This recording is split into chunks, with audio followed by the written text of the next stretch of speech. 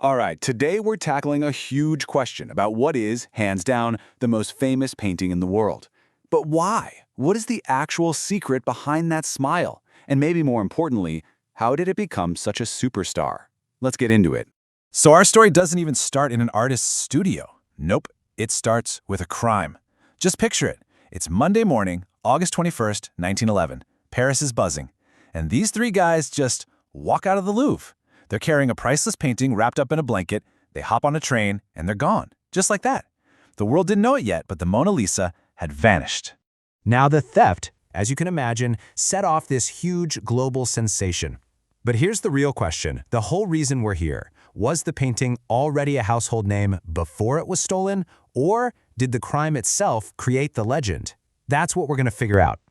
Okay, so to really get the whole fame thing, we have to start with the crime. And what's wild is that this wasn't some super complicated Hollywood-style heist. It was shockingly simple. And honestly, that just makes it even more fascinating.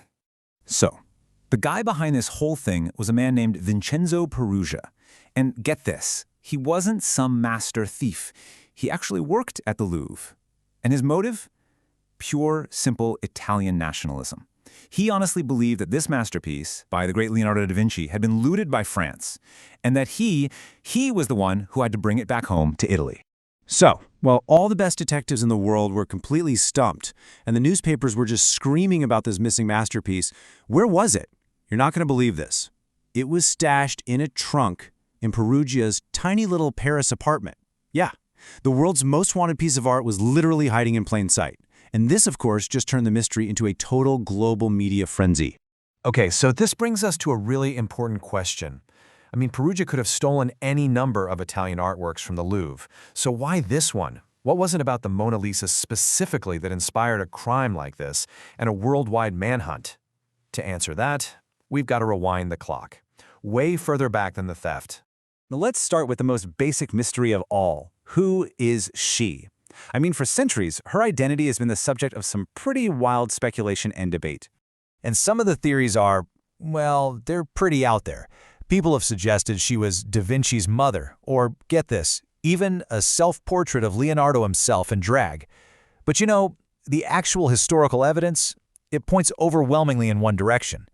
The consensus is that she was Lisa Gherardini, the wife of a silk merchant from Florence named Francesco del Giocondo. And this isn't some newfangled idea.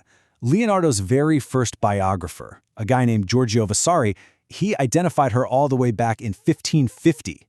And modern research, including this massive 25-year-long study, has dug up archives that confirm it. She was probably about 24 years old when Da Vinci started the portrait, maybe to celebrate the birth of their second son. So, case closed on that one. All right, so we know who she was. Now, let's talk about the main event, that smile. It's so much more than just a clever brushstroke. It's a full-on optical illusion, born from Leonardo's obsessive, almost scientific genius. The absolute key to understanding that smile is a technique that Leonardo basically pioneered. It's called sfumato, which is Italian for smoky. And if you look closely, you'll see there are no hard lines or sharp outlines anywhere in the painting. Everything just kind of blends together softly, from her hair to the background. This technique is absolutely crucial for the magic trick he was about to pull off. See, Leonardo didn't just paint a smile. He literally engineered it. This guy spent nights in hospitals dissecting human faces to understand every single muscle and nerve. He even compared our facial muscles to a horse's. Then he dived into the science of optics, studying exactly how our eyes perceive light and shadow. I mean, this was as much a science project as it was a work of art. So what's the result of all that intense research? Well, it's a smile that literally plays tricks on you. The center of your eye, right, it sees fine detail. So when you look directly at our mouth, you see the flat line, and she doesn't really seem to be smiling. But the moment you look away, say up at her eyes, your peripheral vision, which is better at picking up shadows, catches those soft, sfumato-created shadows at the corners of her mouth, and suddenly, she's smiling. It's an illusion that's literally built right into the paint. Okay, so just when you think you've got all the mysteries figured out, the story throws another massive curveball. What if the Mona Lisa we all know from the Louvre isn't the only one that Leonardo worked on? So in 1914, this painting, which is now called the Isleworth Mona Lisa, just pops up.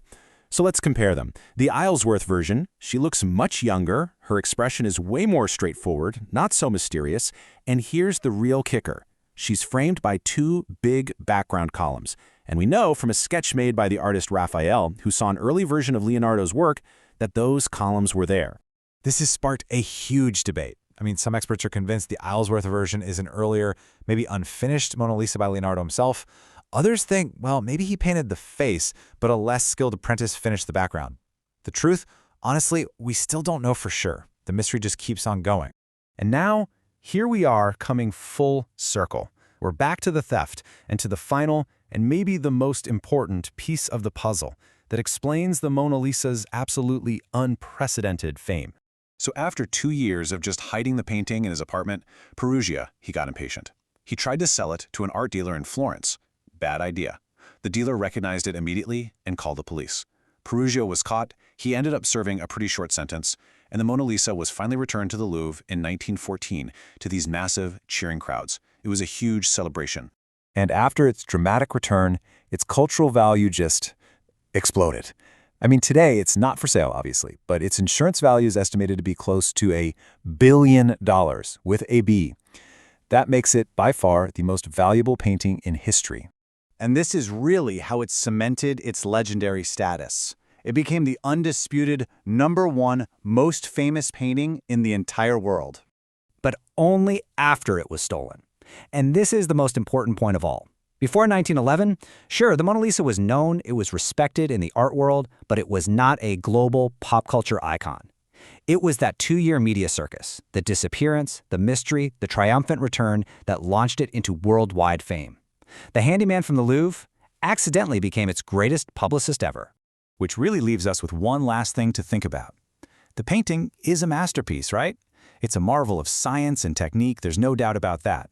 But is its legendary status really a product of Da Vinci's brush?